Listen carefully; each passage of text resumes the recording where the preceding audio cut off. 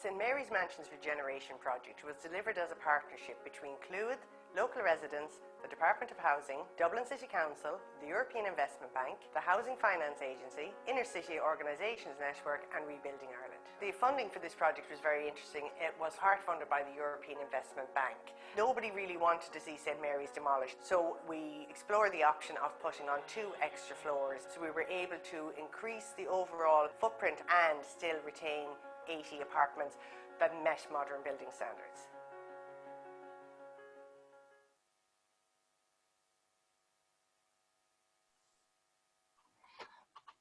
Can everybody see me and hear me loud and clear? Okay. Good afternoon, everybody, and welcome back to the 2020 ICSH Finance and Development Virtual Conference. My name is Murtagh. I'm the Head of Finance with North and East Housing Association, and I will be the chair for this afternoon's panel discussion on the topic of financial models for delivering affordability. Affordability is a key issue in the delivery of social housing, with a variety of elements that need to be considered to ensure a sustainable model for delivery. This session will look at alternative funding models that have found success in Europe and look to the landscape in Ireland to explore what is needed for housing providers to offer similar success in Ireland. The format of today's session will consist of 3 short presentations from 3 distinguished speakers in their respective fields who will provide insights from a European, Irish and funding perspectives. This will then be followed by a Q&A session where our 3 panelists will answer questions from conference attendees. If you have questions for our panelists, please submit them via the Q&A panel on Zoom. Our 3 panelists this afternoon are Virginie Toussain, Mission Europe and USH in France, Rhonda Gorman, Chief Executive, Clúid Housing, Phil Jenkins, Managing Director in Centrus. Our first panelist to speak is Virginie Toussain. Virginie is from Mission Europe and USH, the Social Housing Federation in France. She will speak about the French experience, the successful Livre A private financing program for developing social housing and affordable housing in France. This program finds funding to housing associations which is off balance sheet and delivers to a wider range of income groups than currently provided for here in Ireland. So without further ado, I'd like to welcome Virginie to the conference. Thank you. I'm really happy to sharing the French experiences of my member with you this afternoon. I hope you are listening very well, everybody. And I will share my screen with you. Does it work? Are you hearing me? Yeah? Everything yes, is okay? We can hear you. Yes, we can hear you loud and clear. Okay, because your mic was off, so I didn't hear your answer. Yes, I will present you maybe in a short introduction what is the social housing in France, and after explain how we can deliver different kind of social housing stock for different kind of people according a very specific model based on a very famous saving book in French, which is called Livre A. So, Union Sociale pour l'Habitat, for who I'm working, is the French national representation of social housing provider in France. We have 471 members today. We are losing some members because since 2 years we have some obligation to mergering. So it's quite decreasing as number, but not in numbers of dwellings. So we have in total stock 4.7 million rented social housing and also 1 part of shelter housing. We are also, through some members, producing some home ownership.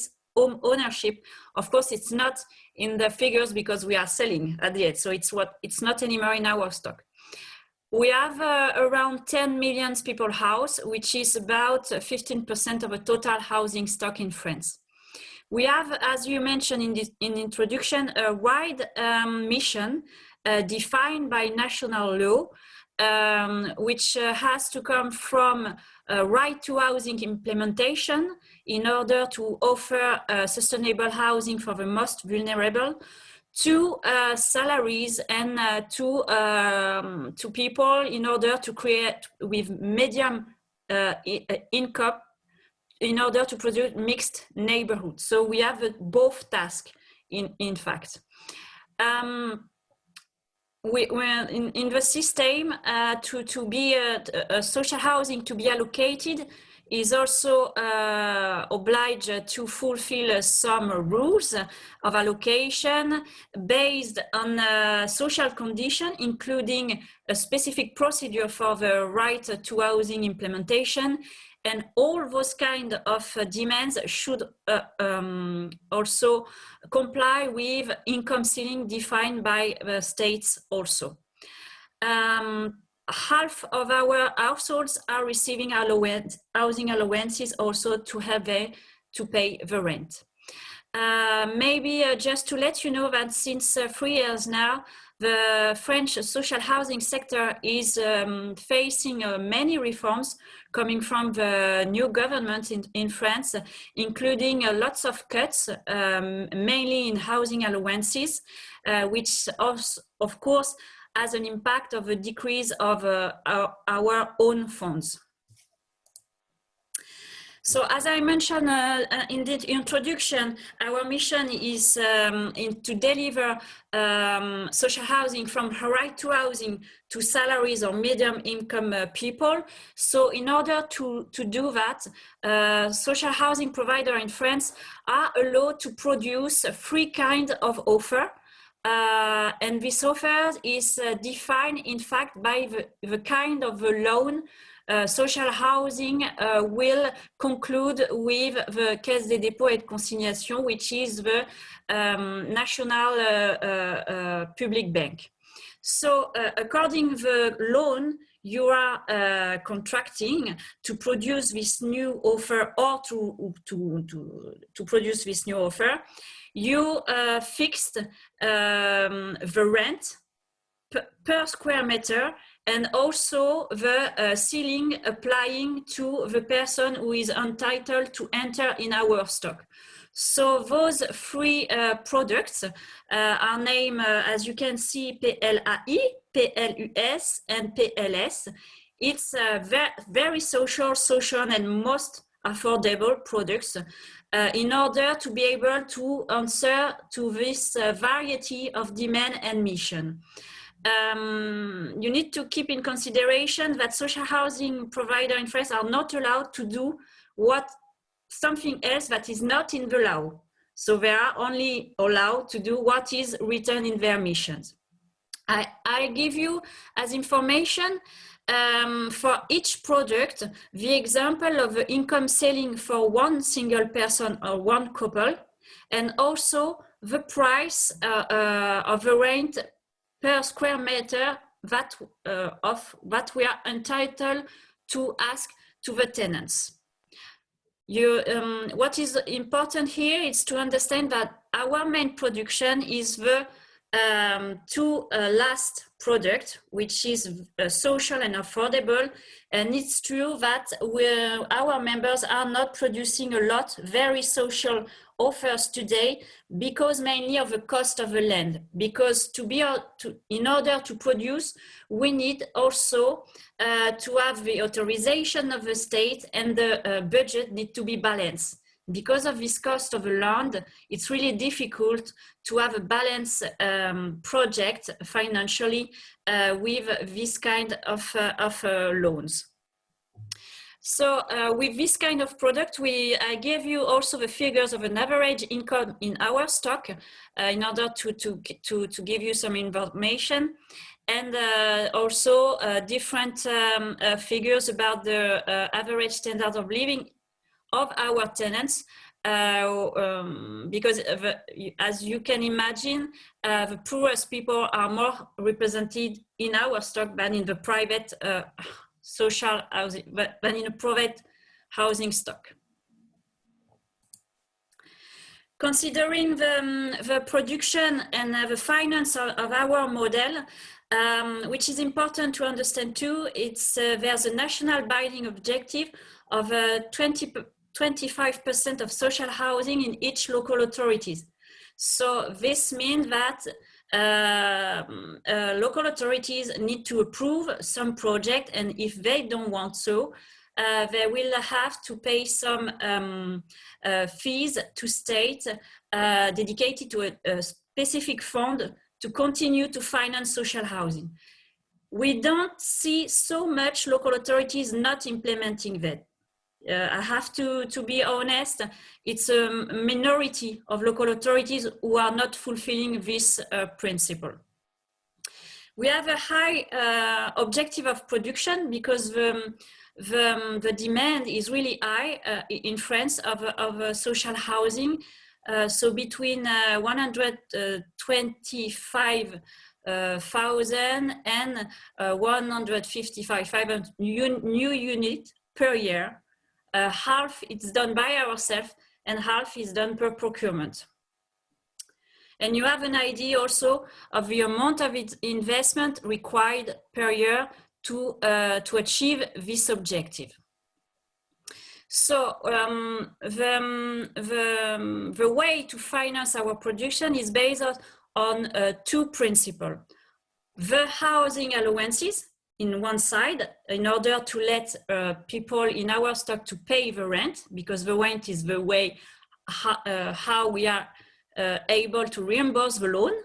And the other part is help, including grants, but less and less. I mean, less at national level, but increasing at local level. Dedicated loans coming from the Caisse des Dépôts, as I mentioned before. We have a dedicated also salary tax, which is able to finance for salaries one part of our stock, but also one part of the renovation in the deprived neighborhood in France.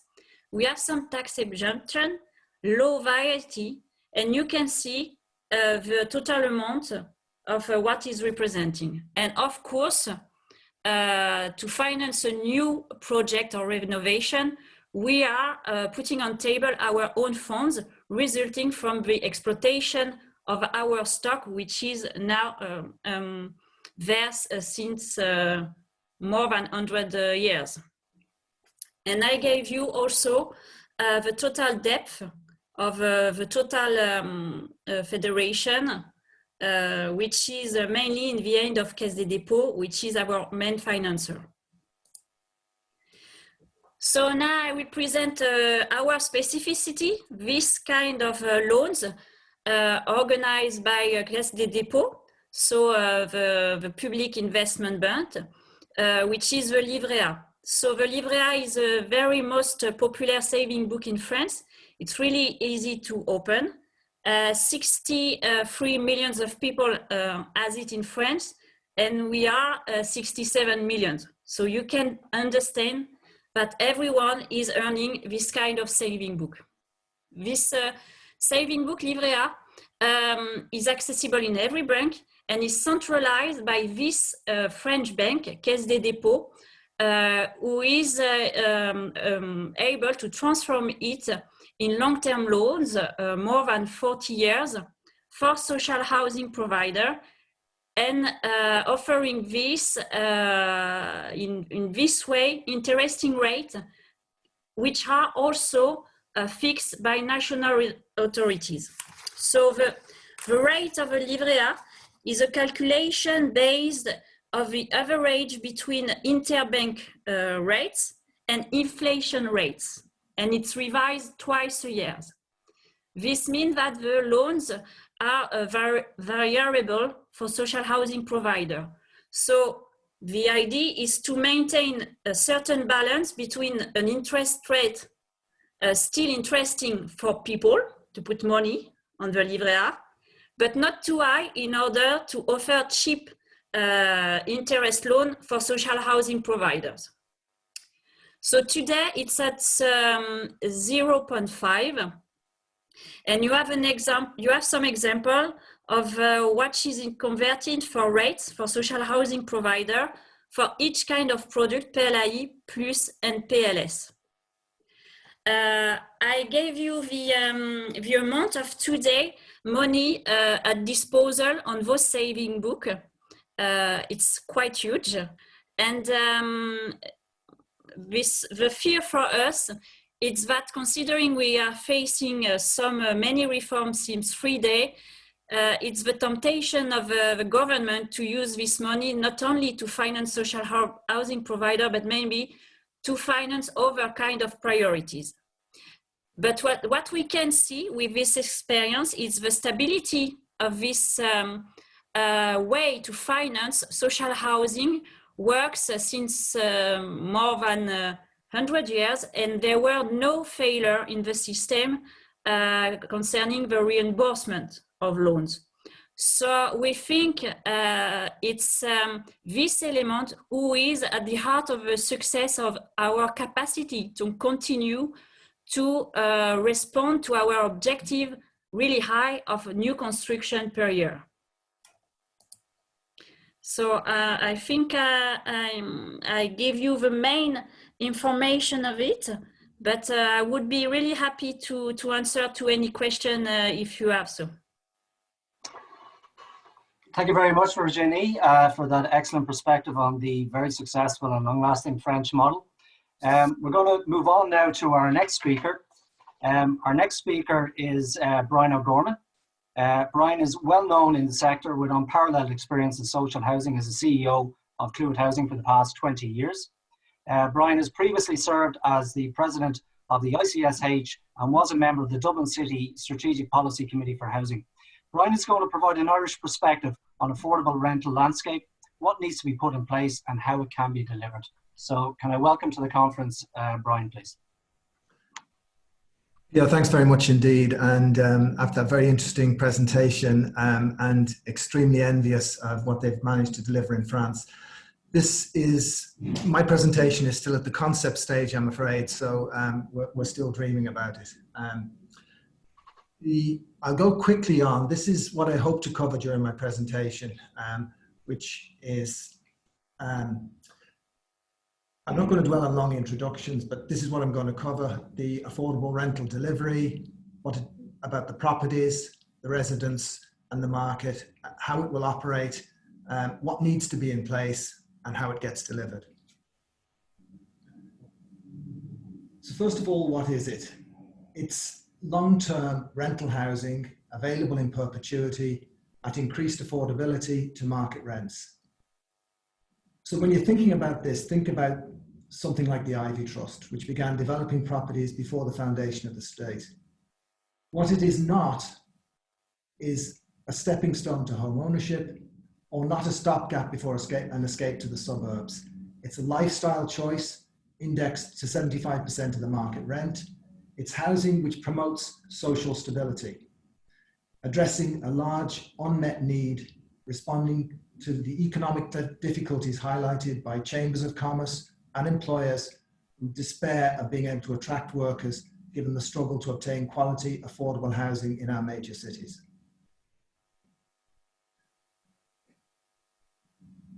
It's property which is developed for the long term.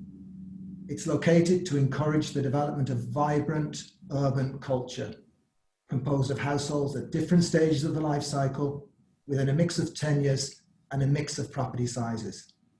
It's managed professionally, it's attractive and sought after accommodation, it's unfurnished. It's invested in and it's maintained and upgraded, so it's always in demand. So why would prospective tenants opt for this? What it gives is secure tenure. It's promoting homes within a community, offering enhanced affordability, as I've said, at 75% of the market rent, with regular indexation of tenancy. It's developed for long-term living. Those households who are putting down roots, and it delivers a sense of place.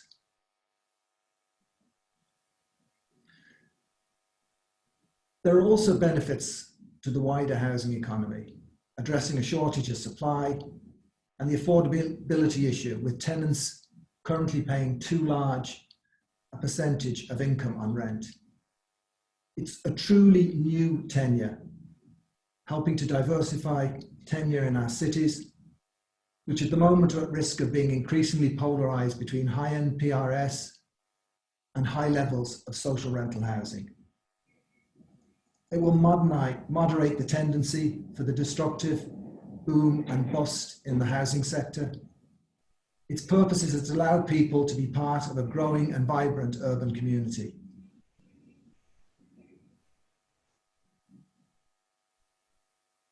How it will operate is that the access will be by income only and ability to pay. What we envisage is an absence of social filters, promotion of equality of access, access through an online forum, platforms such as DAFT, ease of entry and mobility within the tenure, a professional management regime ensuring demand.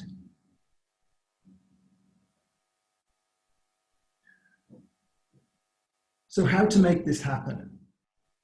What we can deliver is under these terms: a 30% soft loan for a 40-year term, repayable at the end. 75% indexation to market rent, but importantly, seeking a long-term commitment by the state to partner with us. But the state see this as valuable in itself and supported not because some households cannot own a property or other households are not poor enough for social housing. This is a new tenure serving generation of Irish citizens.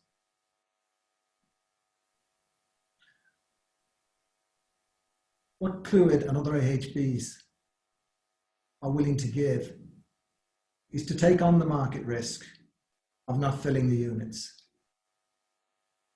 We also think that in the initial stages, there may indeed be investment required directly from the AHBs, together with the rent, until the concept is accepted. But we commit to creating a separate tenure, to not cross-subsidising it by using funding which has been budgeted for social rented, or when in difficulty opting for reversion to social rented. This forms the basis of our commitment and the commitment to deliver. What is the best vehicle for delivering this? Similar to our involvement in social rented, we will be around for the long term. AHBs are the best and most appropriate vehicle for delivering affordable rental housing. We make long-term commitments. We won't dispose of property when a new lucrative investment class is available.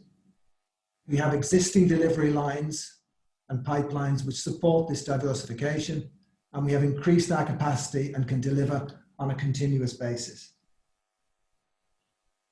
Sorry, Brian, sorry for cutting across you there. Would it be possible to actually share your PowerPoint or your presentation there? Okay, I thought I had. Okay.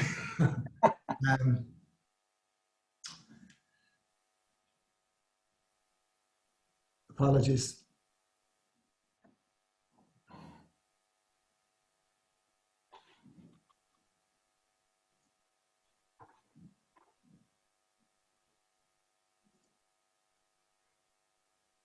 No, that's still not sharing.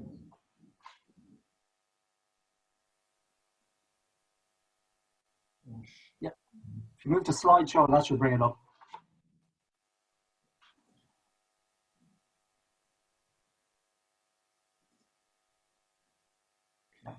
Perfect.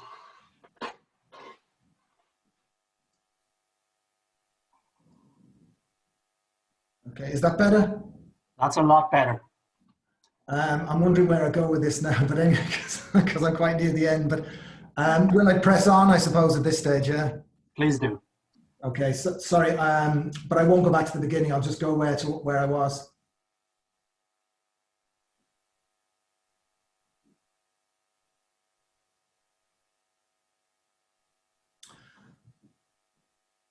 Okay. I just finished this slide, which is just how it will be delivered, and as I say, through approved housing bodies within current delivery pipelines and on a continuous basis. So there is a huge incentive for AHBs, I would argue, to be involved in this provision, because it's through diversification that we attain more financial business model for our organisations. This is just a slide showing at the moment where we've come to in terms of our net income and the percentage of income on rent you would need in Dublin to be able to occupy rental accommodation. in the private market. Similarly, the average cost of homes and the gross income required to comply under the macroprudential rules.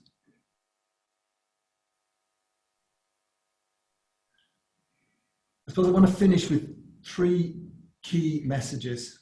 First of all, this can be deliverable. So this can be delivered. It can happen now if we get the green light.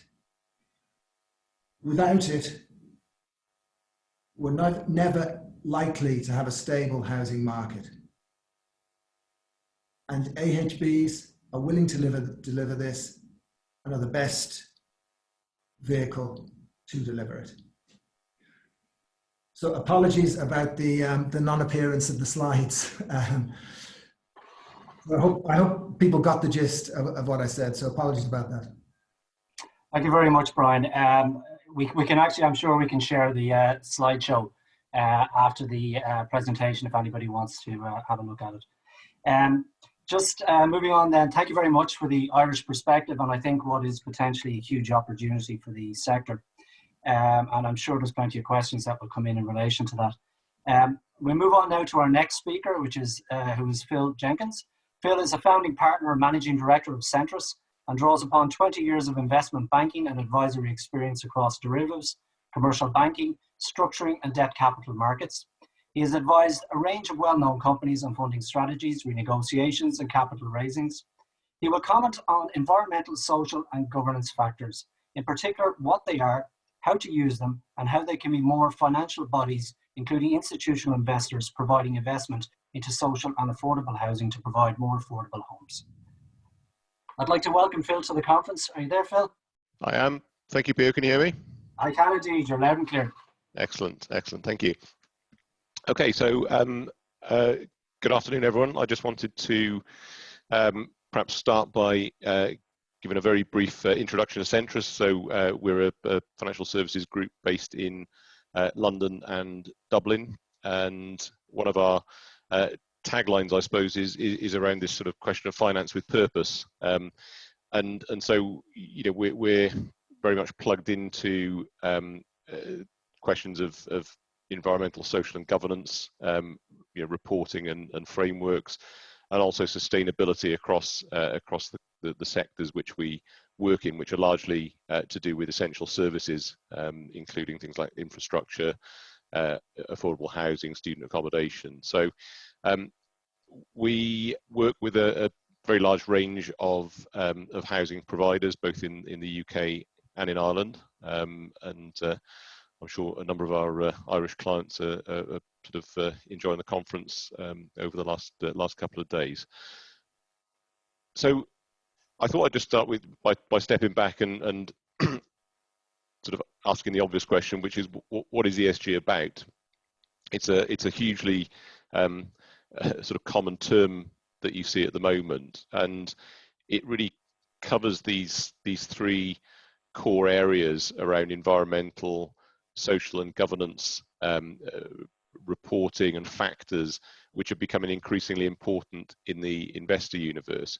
So you can unpack them a bit. I've put a little bit of text underneath. I'm not going to read that out, but really what the key things from an investor perspective is around the the transparency and the accountability and the consistency of reporting around these factors for organizations that they're lending money to or investing in.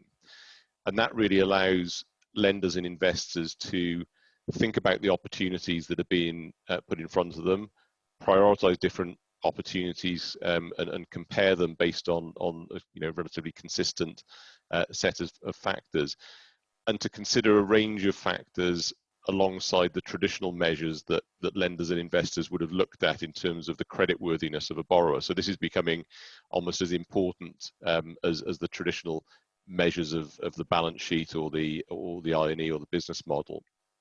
And what that does is provide a framework around which ongoing performance can be measured, comparisons can be made, and improvements tracked over time.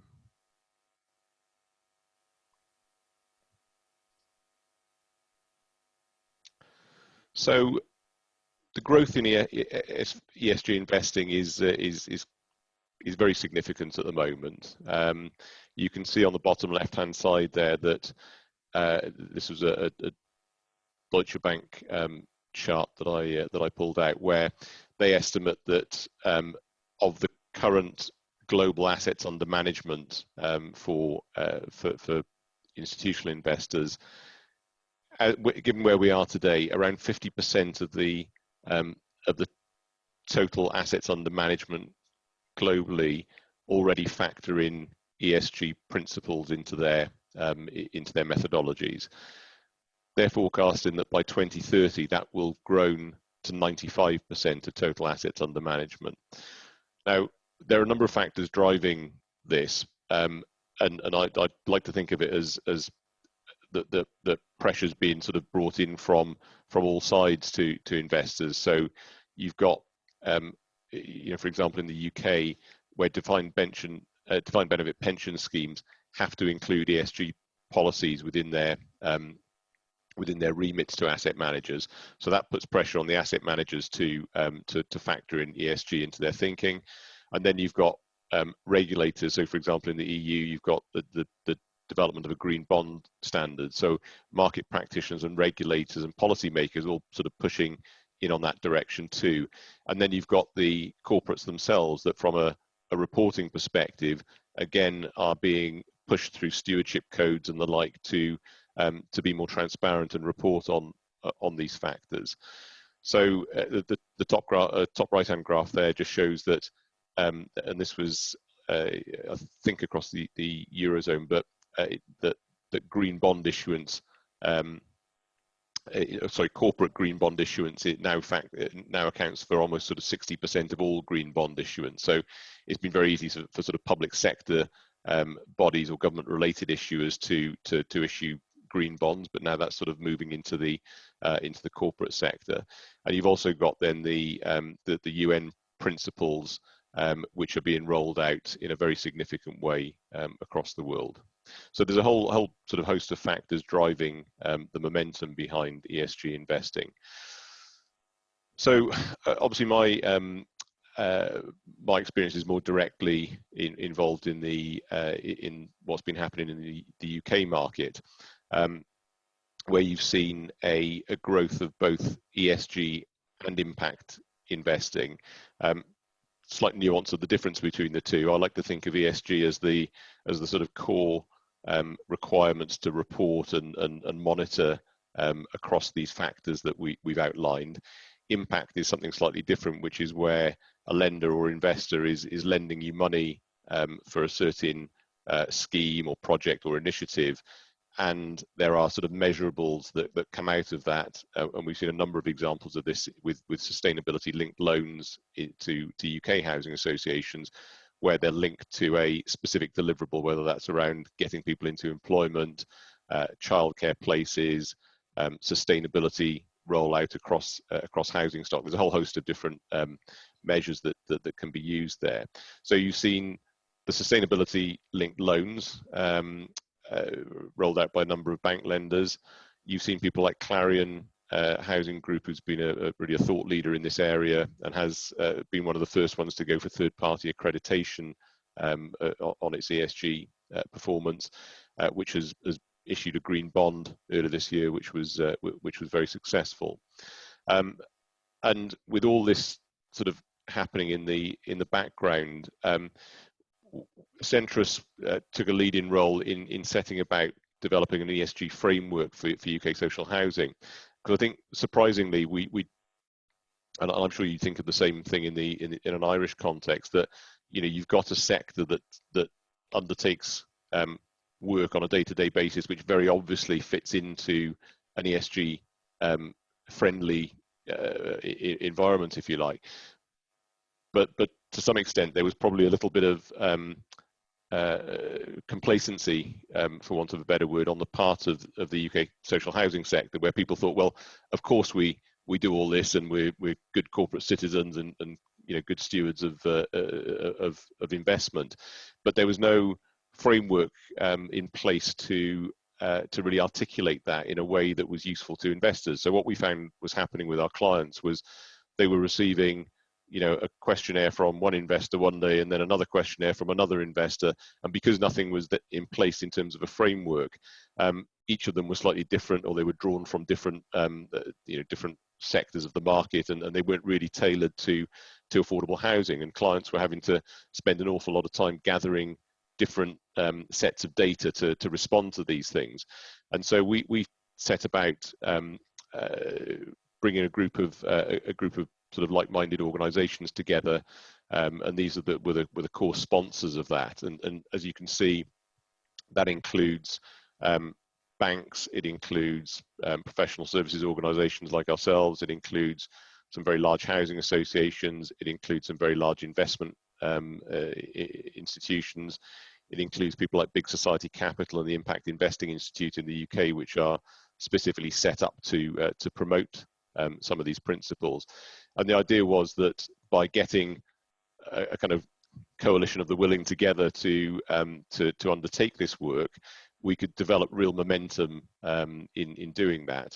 And I'm pleased to say we're sort of, you know, getting towards the stage where we'll be reporting back to the market following a consultation period over the summer, and by the end of this month we'll be launching the new framework. There'll be about 70 early adopter organisations from amongst the housing associations themselves. So we're looking to get to 50 housing associations and probably about 20 financial institutions, along with a whole range of other organisations that will be endorsing that work, as well as setting up a governance framework to really sort of monitor and progress this discussion within the sector going forward. So just to break this down a little bit, I'm not going to go into the framework in great depth. As I said, it'll be published next month and publicly available for those who are interested. But these were the sorts of areas that were really sort of broken down, and I think this is why it's helpful to have a practitioner-led approach, which is what we did. We sort of went out to the housing associations and said, well, you know, what do you think the important elements of reporting are when it comes to each of these sort of ES and G factors, and let's sort of tailor something to the needs of the sector and the data that you already report upon. And then what we did was you know, unpack these in a little bit more detail around each of these factors and what we think that means in practice, as well as linking them back to the Sustainable Development Goals. So there's an overarching framework there in terms of a you know, sort of broadly accepted set of global principles as to what ESG reporting should cover. So in terms of the relevance for the Irish market, because I'm conscious of not wanting to make this overly UK centric, but I think the same principles exist. You know, acknowledging the fact that the private finance market in you know, in Irish social housing is less well established and sort of large than the UK market, but we've already you know, I spoke to my Dublin colleagues on this, and they highlighted a number of sort of recent announcements by people like AIB and Bank of Ireland on their approach and budgets towards sustainable lending and ESG over the coming years. Brian's just been on the Clúid Passive House project, Oakley's recent publications of its 3-year energy and sustainable development strategy. So, you know, this is becoming an increasingly important feature of the market, and importantly in decision making on the part of lenders and investors, both in terms of their early decisions what to lend to and whether to lend to them, but also in terms of the ongoing reporting that they'll be looking for from borrowers. Just to highlight this, I mean, one pension fund told us recently that when they look at ESG now, it's as important to them as their traditional sort of balance sheet, business model, and cash flow elements of their credit decisions. So you can see there that this is not sort of lip service; it's becoming much more fundamental to lending decisions. So we think that as the private finance market develops in Ireland, there will be an increasing need for AHBs and other organisations to be able to very clearly highlight and articulate their ESG credentials, which are undoubtedly very strong. But as we've seen in the UK, what's really important is establishing a sort of consistent framework across the sector. We think it's better to do that in a practitioner-led way, albeit sort of using, cross-stakeholder approach to this. And really, there's an opportunity there for the Irish sector to seize the agenda on this, rather than reacting as the pressure starts to build from the lender and investor side of the market. So I hope that's been a useful, quick canter through, and obviously, as with all the other speakers, happy to answer any questions. Thank you very much, Phil. That was a very interesting covering of ESG there. I'm just going to move on. Before I move on, there was a query came in there. Brian, I'm going to do a few summary there of what's been going on, but one of our participants asked, would you mind putting back up the your slide on the affordable rental model, just that we could view it again? So while I'm talking, if you could possibly see, if you could bring that slide back up and maybe just do a quick review of it before we move on to the Q&A session. So thank you very much to our three speakers. It was very interesting to get the French perspective, particularly the established off-balance sheet livre A funding model. And also it's interesting to hear the challenges that are happening in France. Many are similar to ourselves, such as high demand.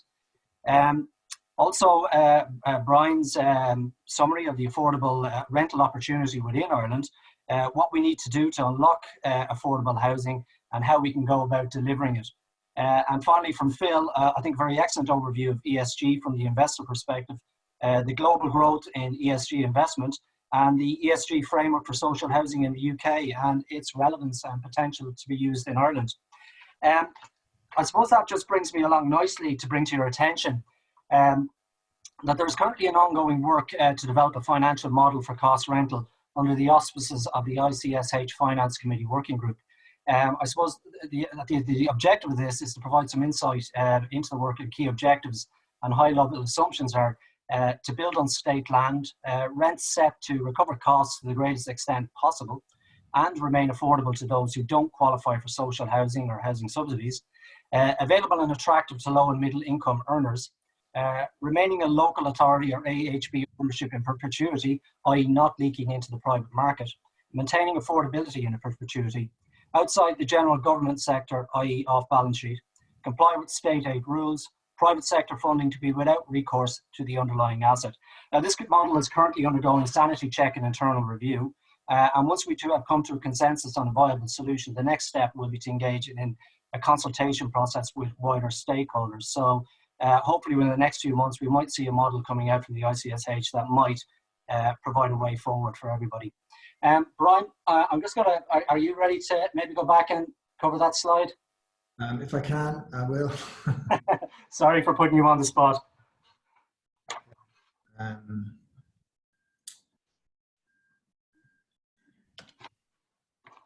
I'm not sure I could be able to. Just 1 second. Okay. Well, Brian's doing that. I might just bring us on to what we're going to do next. So we're going to open the session now to take questions to our panelists from conference attendees. If you do have a question for our panelists, please submit them via the Q&A panel on your Zoom screen. I see that some have already started to come in. If any attendees would like permission to activate their camera and mic, just announce it and Craig will promote you to join the panel. Brian, you ready there? Are we? I can't, I'm sorry, it just seems No, not to worry, not to worry. We'll shoot on into the questions then, into the Q&A. Brian, actually, I'm just going to throw a question to you, and it's a bit of a curveball because, you know, as a social housing practitioner and given the challenges facing Irish AHBs, I suppose, over the last 5 years in particular, such as unprecedented growth, gearing, increased regulation, and operational scaling, do we have the capacity to absorb a new model for affordable rental within the sector? I think we do, and I think apart from anything else, I think it's a significant benefit to the AHBs themselves.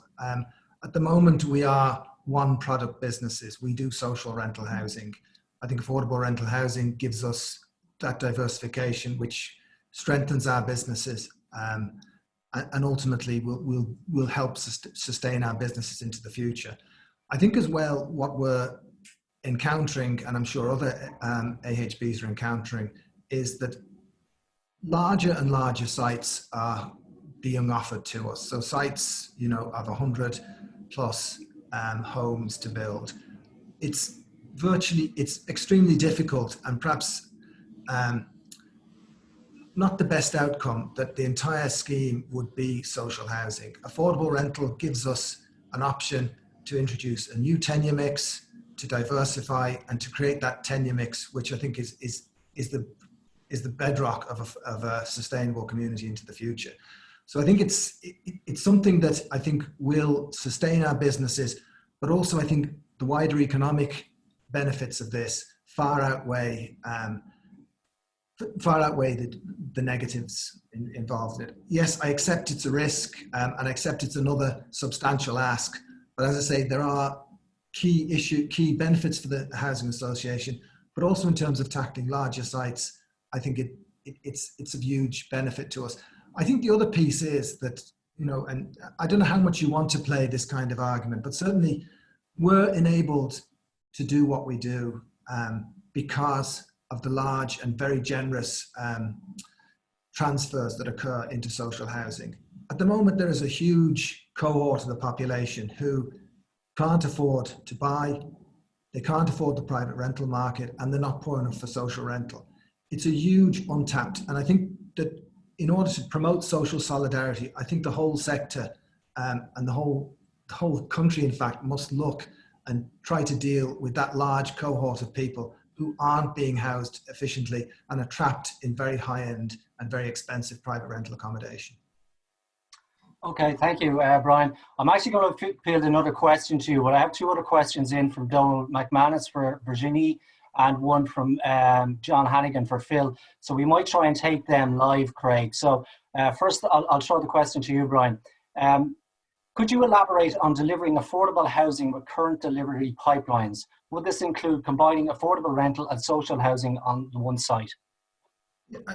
I think probably the perceived wisdom or the wisdom of our financial advisors, which coincidentally are Gavin Friel and Jason Murphy from Centrus. But what they're saying to us effectively is that affordable rental is it's an unknown entity. So funders are going to be very reluctant and will need to be encouraged. So that what we think will be the easiest way to develop or begin to develop affordable rental will be on sites where there's a mixture of social rental and affordable rental, so that the familiar product of social rental will be funded, and then the less familiar product of affordable rental will be funded at the same time, but with the certainty of the assurance given by the long track record of social rental. That's probably where we're going to start. But I would reiterate the point I made earlier on, is that we are absolutely committed to the separateness of the two streams of housing, that there can't be any admixture between the two, that budgets which are allocated to social rental must remain with social rental, and budgets which are earmarked for affordable rental stay with those. There can't be any cross-subsidization. Great. If we could try and bring in Donald McManus there with his question.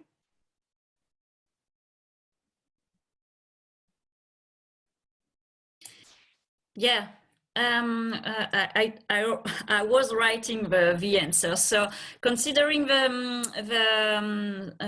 housing allowances, they are fixed by a national regulation. You know that France is a central country, so everything is done at national level with a big framework.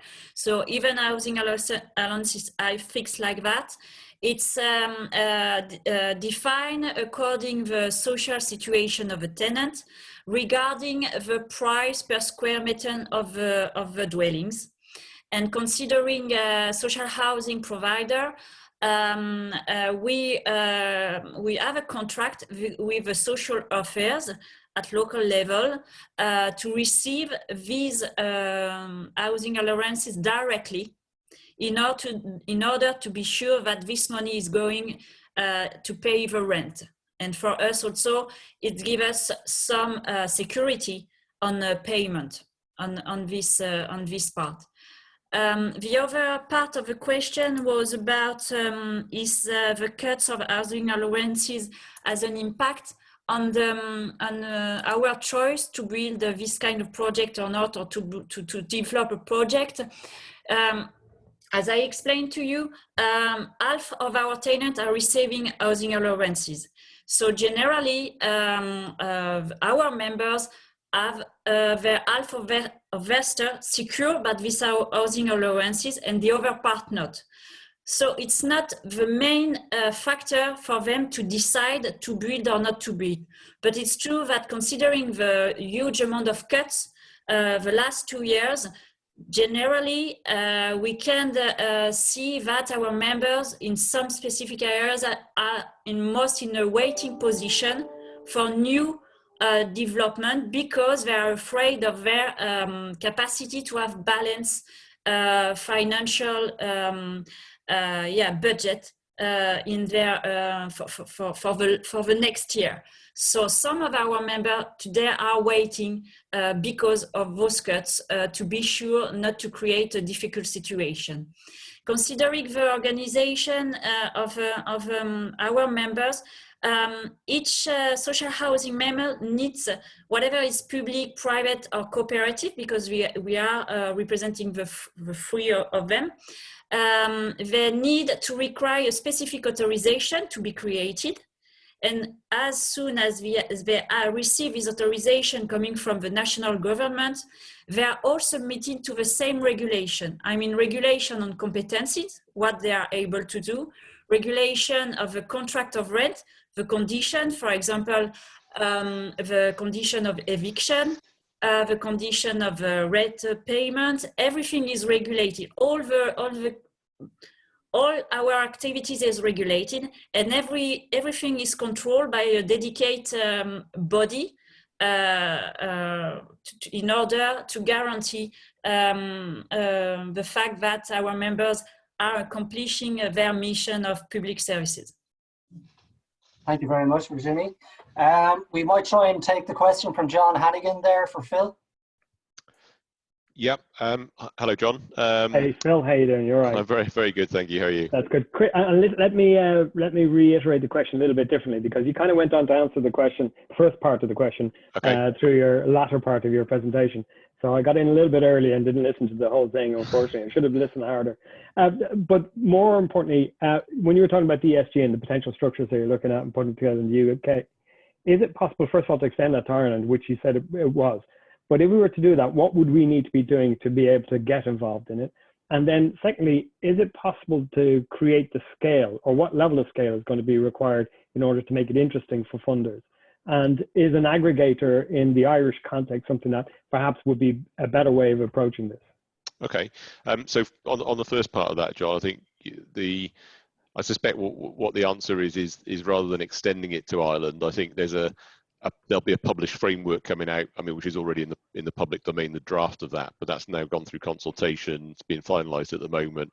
And when that comes out, it feels to me that albeit with some tweaks and changes according to your regulatory structures and some other bits and pieces, you could probably relatively easily lift that framework and tailor it to the Irish market quite easily. In terms of scale, I mean, I don't think there is any scale limit to this. That it's interesting that you mention aggregators, because More Homes, which is one of the aggregators in the UK market, has recently gone for external accreditation of its ESG through an outfit called Sustainalytics. So there's a number of these sort of third-party organisations now that are providing accreditation, and generally speaking, at the moment, that accreditation is required for public bond markets. So you need scale in order to justify external accreditation, because it's in the public bond markets that there are set frameworks for issuing a green bond or a sustainable bond or whatever you want to call it. And generally speaking, that requires a third party to come and check your credentials. But the sort of the core ESG reporting, I would have thought, for an organisation that's thinking of being active in currently or in future in the private finance market, actually it's good. It's going to be good practice going forward to adopt that at the organisational level. And one of the things that I think was key to the framework that we've brought out was really that we didn't want it to be a huge sort of additional reporting burden. So the focus was really on information, data that you're generating already as part of your sort of ongoing, ongoing day-to-day business that could easily drop into that framework. So I think both at the sort of organizational level, but also through vehicles like aggregators, there's definitely a place for bringing this on board. Okay. Thanks, Phil. Okay. Thank you, guys. I have a question here from Declan Dooley. It's to you, Brian, and he's just asking, could you explain the 30% soft loan you referred to in your slide? Yeah, I think what we're looking at is a 30% of cost over a 40-year period. So in other words, that no lender is ever going to lend us more than 80%. And what the 30% does over that 40 years, it bridges that affordability. You can't, I suppose, have affordable housing without some kind of subsidy in there. And really the 30% over that 40-year period makes the whole thing possible. So it's similar, I suppose, it would be similar to a CAF type loan. Okay, thank you. Hang on there, Brian, because I think Donald has a question for you. Are you still there, Donald? Can you turn your mic off, please, Donald? Thank you. Brian, it was just, you mentioned the IT platform, similar to DAF. Do you see that to trying to target the income group, the affordable housing income group? If you try and reach out and promote this scheme, would you see a coordinated platform to do that? Or would you see it individually in the HBs? I'm just trying to see, communicating this offering to protected tenants. Would you see that type of unified platform be the way to do that? I think probably what we're looking at, again, is and we're trying to move away from to establish it as a distinct tenure, I suppose, is where we're coming from. So that we feel that the management regime needs to be as distinct as possible from a social rental offering. So by putting that on a platform, having very much the virtue of ease of access, of mobility within the sector, it more reflects a private sector model in one sense, but it promotes something which is more importantly different and distinct from a social rental offering. So again, the reiteration would be the platform resembles much more of a private sector model, but much more of an open access, equality of access model as well. Thank you. I'm going to move now and take a question from Neil Sheridan. And maybe after that, I think Jim O'Leary would like to join us with a question for Phil. So Neil's question is, from a strategic and project by project risk management perspective, how do you mitigate risk associated with affordable rental products? I'm not going to pick anybody with that question. So is there any volunteers there who wants to put their hand up to field that one?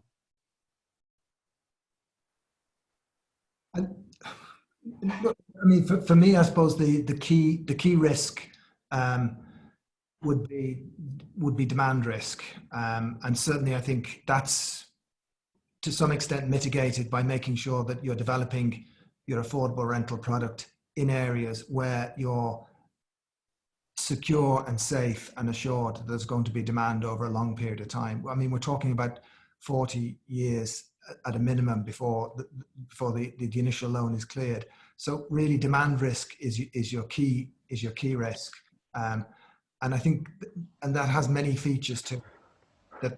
There is a continuing demand from the population, but also that you're investing in maintaining and managing that property and always keeping it an attractive and in demand. So I see those as being the key risks of any particular affordable rental product. Thank you. Are we in a position to bring Jim O'Leary online there to ask this question of Phil? Yeah, I think I have access now, Pia, there as well. I had a question for Phil in that the institutions have been targeting Ireland as sort of as a captive market to begin to enter, looking for long-term sort of euro-based streams of income. And the residential sector, and in particular the social residential housing, is particularly attractive. But in terms of the move to embrace ESG initiatives that you talk about, which is also sort of a theme in terms of ethics in business, etc., other than add a layer of cost in terms of reporting obligations as well, can you expect reasonably to secure more competitive terms from the institutional investors, or are you just adding sort of costs, notwithstanding that it may be consistent with social initiatives? Thanks, Jim. Yeah, it's a great question, and it's one I've been asked quite a lot on the, from housing organisations in the UK as well, which is inevitably on any of these sort of webinars we run. Is it going to make my funding cheaper? And my slightly glib response to that is always possibly, but if you don't do it, it's definitely going to make it more expensive or more difficult to get going forward, because it's that becoming that important, from an investor perspective, that not having what I would call a good basic level of hygiene around ESG as a borrower or a project or whatever it is going to negatively impact your access to capital markets and funding markets. So to my mind, the first priority is to get that sort of basic hygiene level on ESG, which broadens the availability of investment into whatever you're doing. And then I think from there, as ever with funding, the broader the universe of investors or lenders you're speaking to, the more price tension that you can generally achieve, and the better your pricing will become. So it's a very difficult thing to say, A equals B in terms of, if I've got this, then then my funding becomes that much cheaper. But we, speaking to some of the banks, for example, in the UK market, they've talked about on long-term bond issues around sort of 5 basis points of benefit through through having an ESG label on a bond versus not having it, and clearly that depends on the market conditions on the day and so on. Just going back to one of the things I flagged earlier, though, is that where you've got these sustainability linked loans that are taking place in the UK, there is a very clear margin benefit in the loan, depending on the delivery of the objective set out. So if you if you put X number of people into work, for example, through training schemes, or you provide X number of childcare places, or you get X% of your property into a certain sort of EPC, energy efficiency rating band, then the loan automatically sort of triggers to a lower margin from the starting point. So there are examples of very clearly linked impact lending, and I think that that's going to become more and more common going forward, because what regulators are doing on the banking side is they're changing their capital models to allow banks to hold less capital against lending that scores very highly on ESG or impact. So the banks are able to sort of pass on the benefit of that lower capital charge to the borrowers in the form of a lower funding cost.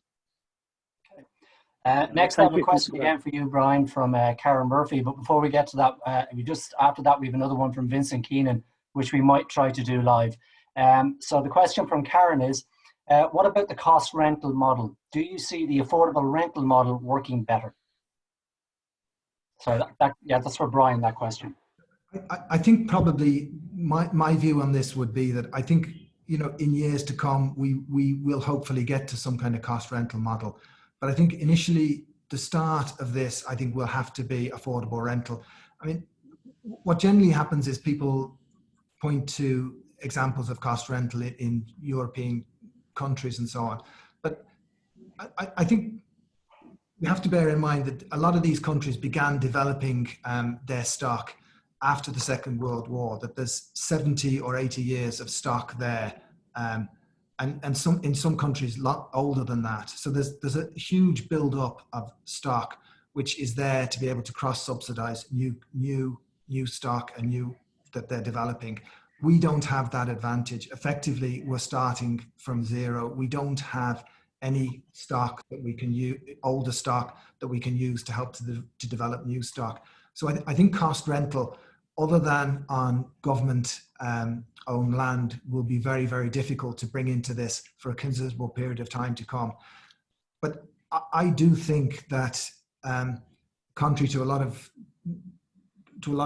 I don't think that the focus exclusively on state land in order to deliver an intermediate rental product is the future. I think developers and AHBs have done extremely well in delivering supply. They will deliver supply in this to affordable rental as well, but it won't be on state land. Thank you. Do we have Vincent there to bring him online to ask this question, or Brian? Brian, thanks very much. I hadn't planned going by video, but it probably follows on from that, Brian, and you answered first one part of my question about the soft loans earlier to someone else. I suppose that was my question, was the intervention you've seen here was exclusively the soft loan, the 30% soft loan from the state, I assume. And I suppose, and it goes back to a question I was trying to get asking John O'Connor this morning when he was asking us to embrace cost rental, was really, we've been talking a long time about this. Where really are we at this? Because every time we go down this road, we end up in a place where the Customs House go up to Marion Street and are showing the door on a lot of stuff. And I was just writing, you've done a lot of work on this, what your sense of, you're around a good way, where your sense of really where this is at the minute as a realistic policy kind of, in terms of policy implementation. Look, I suppose we've been involved in this for years at this stage, and I suppose, you know, in some ways it's quite easy to be jaded. I suppose, like, in some ways I'm by nature I'm an optimist. Some might say naive and a bit of a dreamer, but I actually think at this stage that we have perhaps a minister, I think, who potentially sees the value of this, and I think it's not just. I mean, it's people throughout the sector have begun to get soundings that at last this will be, you know, that there is momentum behind this. And I think that's from people both within the government and within the state side, but also within the voluntary side. Look, you know, it is easy to get jaded because we've been at this stage for years and years.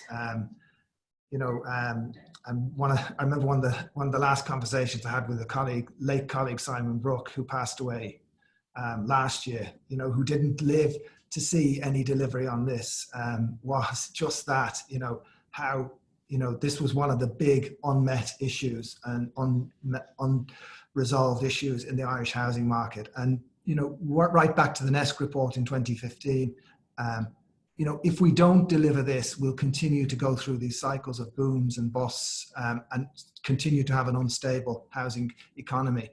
But, you know, we can all believe, like, it's a very good and it's a very obvious policy initiative that needs to be delivered. But unfortunately, you know, that hasn't been enough to get it over the line. But look, we're still optimistic that we will this time. So am I. Thanks very much, Brian. Thanks, Vincent. I have a question now for Virginie, and after that, maybe I think Tim Crowley wants to come in and has a question for Brian, so we can bring Tim in live. So Virginie, are you still there? Yeah.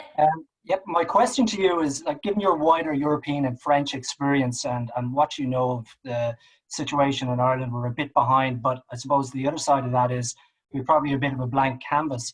What do you think? What kind of model do you think would work well to deliver affordable housing in Ireland? I'm not sure to be able to answer to that, but what I'm sure it's really depending what is the housing market in general. Because, for example, in France, affordable market is mainly an area of competition. I explain myself. We were entitled 2 years ago as social housing provider to deliver affordable housing as social housing providers.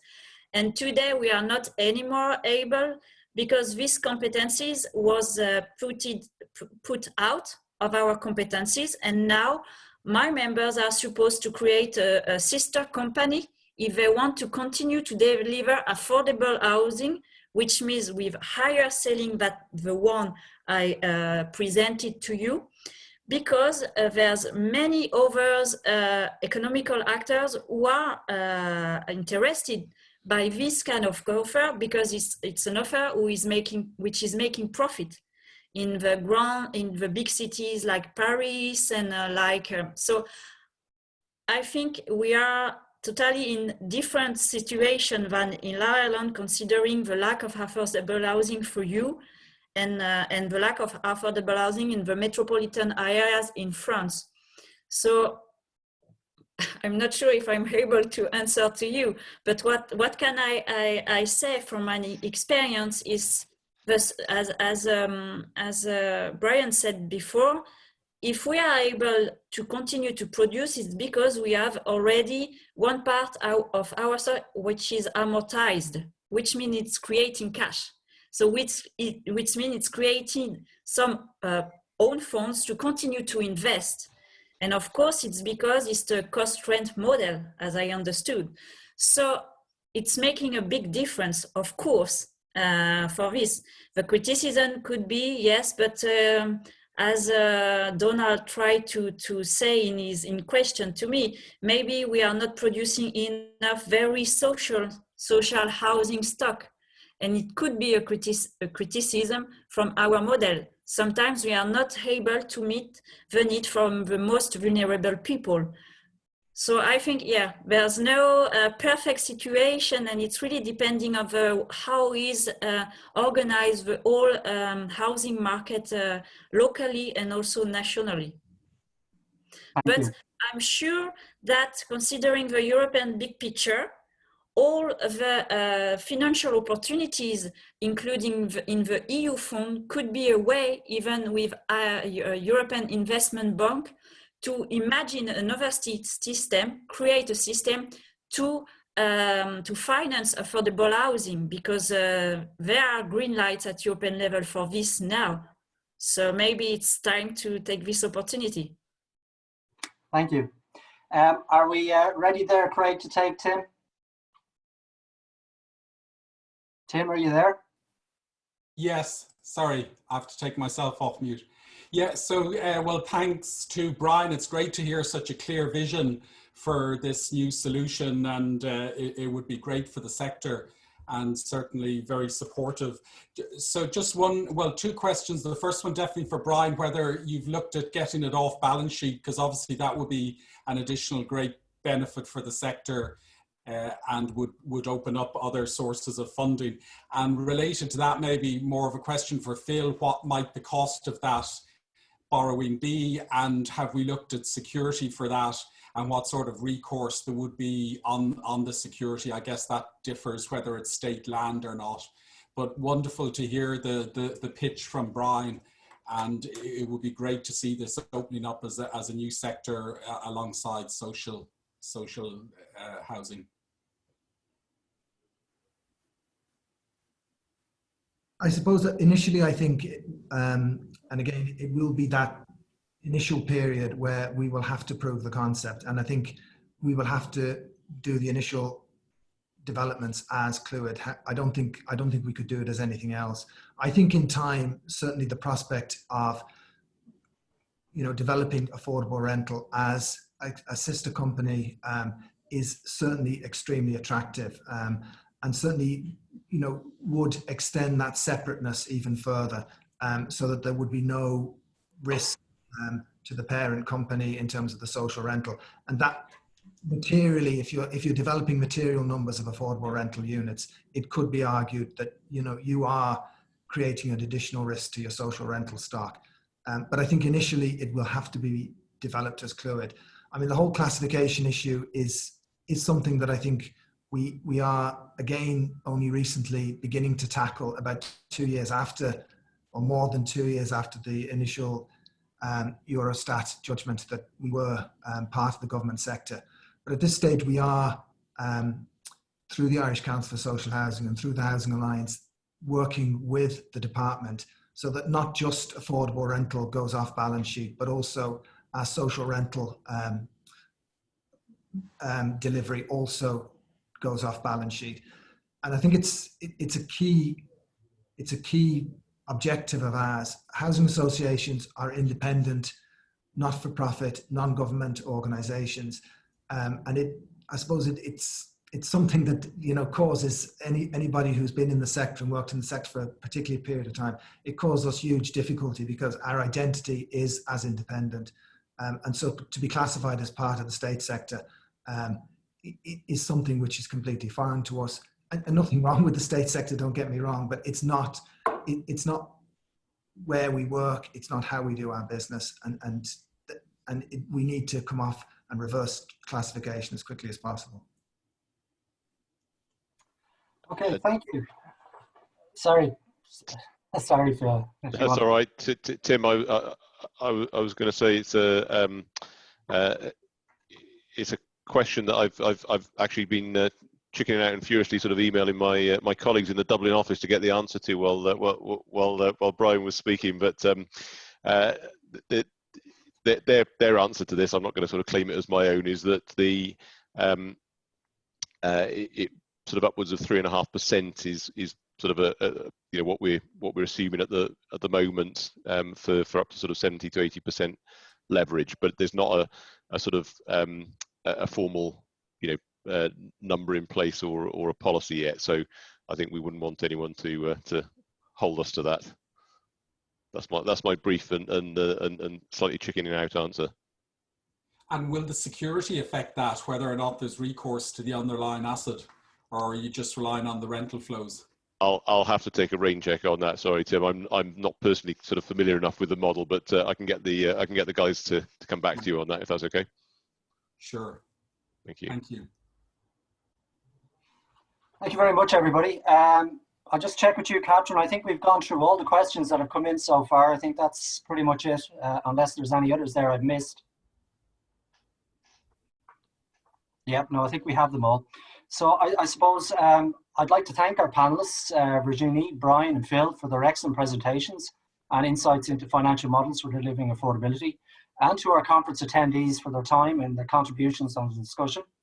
Can I wish you all a very pleasant evening, and we look forward to seeing you again at the conference in the morning, where my colleague Martin Hannigan will be chairing the session on sector development policy and regulatory issues. Thank you very much and good evening all. Thank you. Thank you.